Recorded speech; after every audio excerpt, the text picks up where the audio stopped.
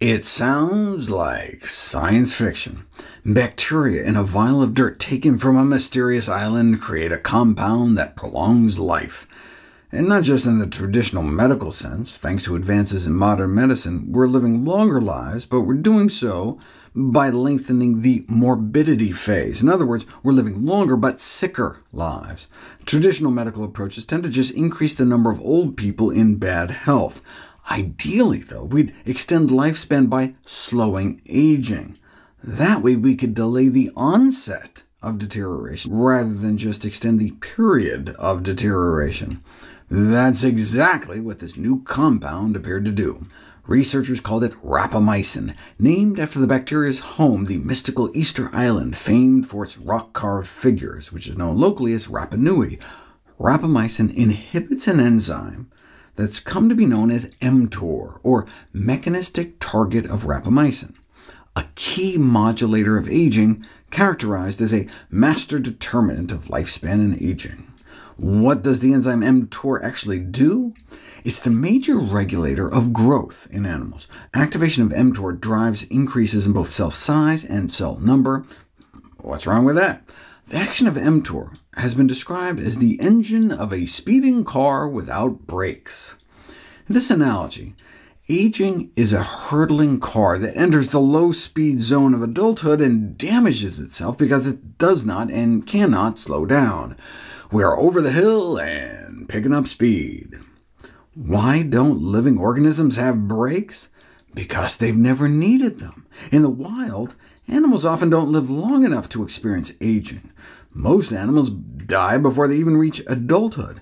The same used to be true for humans. Due to early age mortality, in the 17th century, most Londoners didn't even make it to age 16. So, living beings need to grow as fast as possible to start reproduction before they die from external causes. The best evolutionary strategy may therefore be to run at full speed. However, once we pass the finish line, once we win the race to pass on our genes, we're still careening forward at an unsustainable pace, all thanks to this enzyme mTOR. In our childhood, mTOR is an engine of growth, but in adulthood, it can be thought of as the engine of aging. Nature simply selects for the brightest flame, which in turn casts the darkest shadow. This is the so-called trade-off theory of aging, a concept technically known as antagonistic pleiotropy, in which a gene can have a positive effect when young, but a negative effect when old. This explains how genes with deleterious effects late in life can persist in a population. For example, the pro-inflammatory Alzheimer's gene appears to protect against childhood infections, a major killer throughout most of human existence. What's the downside of unconstrained growth fueled by mTOR?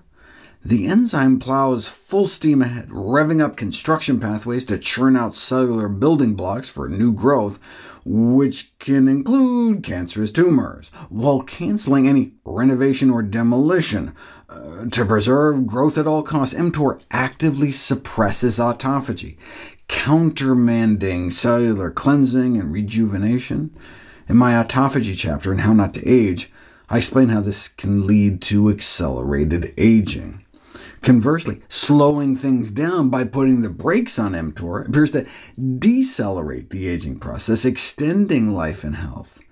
Inhibiting mTOR is considered the best validated aging regulator.